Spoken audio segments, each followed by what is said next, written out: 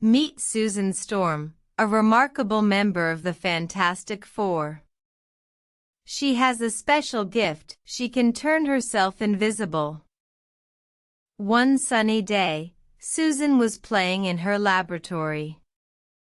She was working on a new machine to help people in need. Suddenly, a big storm hit the city. Buildings were shaking, and people were scared. Susan knew she had to help. She quickly activated her invisible powers and went out into the storm. She flew through the city, helping people find safety. With her powers, she made herself as big as a mountain to help clear debris from the roads. She saved many people from falling buildings.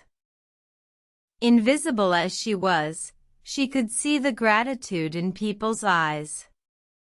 They were amazed and grateful for her help. Finally, the storm passed, and the city was safe again. Susan returned to her laboratory, exhausted but happy. She had helped her city in a time of need, just like her superhero name suggested. Susan Storm, the Invisible Woman, was a true hero. As she looked at the stars that night, she smiled.